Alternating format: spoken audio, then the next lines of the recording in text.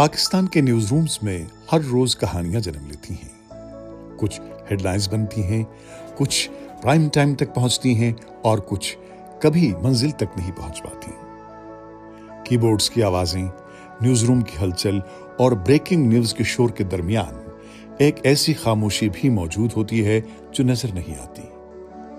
یہ وہ خاموشی ہے جو سینسرشپ، پریشر اور خوف کے سائے میں پیدا ہوتی ہے.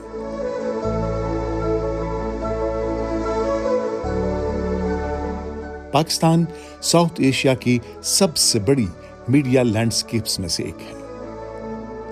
Dozens of television channels, hundreds of radio stations اور rapidly expanding digital platforms ہر دن لاکھوں لوگوں تک معلومات پہنچاتے ہیں.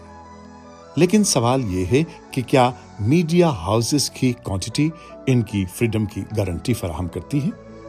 Before, the TV channels were owned by people who had newspapers, etc. So they were interested in the news. Now, a lot of TV channels are owned by property tycoons. The whole landscape has changed. We as Pakistani journalists do not trust our state. And we have good reason not to trust our state. انہوں نے مس information کی definition اتنی ویگ کر دی کہ وہ کسی time بھی آپ کو اٹھا سکتے. They can arrest you.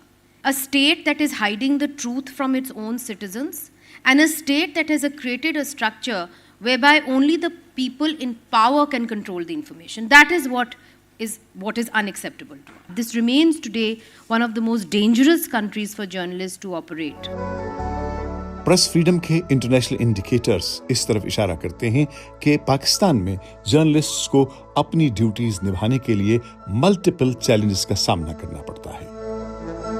I have to admit that things are really bad in Pakistan as far as the media is concerned. Every time we ask a question, our credentials are challenged, we're accused of being treasonable, and then efforts are afoot to gag us. We are told that you can't use certain words. We're told you can't interview certain people. We're told you cannot show demonstrations by certain political parties. One by one they're picking off anybody who's outspoken in any way or the other, and then there's no one left. Even the channel that I was working for, we were taken off air for 4 days once, 3 days once, because of things that I'd said. The fact that they can pull the plug on you, and the fact that there's nothing you can do, is a huge disincentive for freedom. And so I'm afraid all of us are under enormous pressure. Interior ministry کی جانب سے ایک notification جاری کیا گیا ہے جس میں بتایا گیا ہے کہ ARY نیوز کا NOC منسوخ کر دیا گیا ہے، اور اس کی وجہ صرف یہ بتائی گئی ہے کہ سرٹن ریزنز ہیں جس کی بنیاد پر سرٹن ایجنسیز یا اداروں کی رپورٹس ہیں جس کی بنیاد پر ہمیں آف ایئر کر دیا گیا ہے. میڈیا ایکسپرٹس کے مطابق آج سینسرشپ نیوز روم کے دروازوں پر لگی پابندیوں کا نام نہیں ہے، بلکہ اس نے نئے روپ اختیار کر لیے ہیں. کبھی اخباروں کے پیجز بلیک کر دیے جاتے تھے، کبھی کالمز بلینک چھوڑ دیے جاتے تھے، لیکن آج بھی پریشر موجود ہے، مگر زیادہ سوفسٹیکیٹڈ اور لیس انویزیبل فارم میں.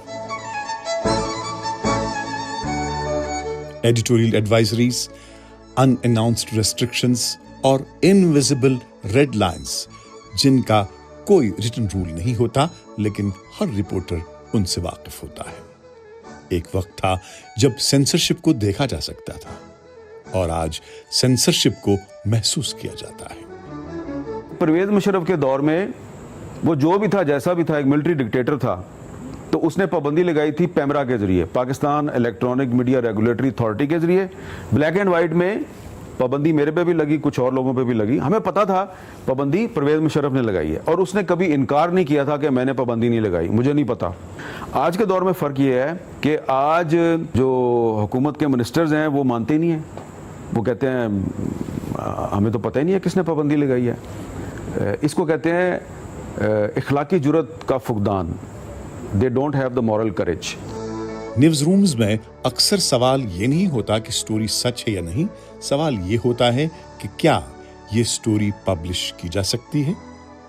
اور جب جرنلسٹ اپنی رپورٹنگ سے پہلے ممکنہ نتیجے کا اندازہ لگانے لگے تو سینسرشپ خود بخود جنم لیتی ہے، جسے سیلف سینسرشپ کا نام دیا جاتا ہے. سیلف سینسرشپ وہ خاموش سینسر ہے جو کسی حکم کا محتاج نہیں ہوتا.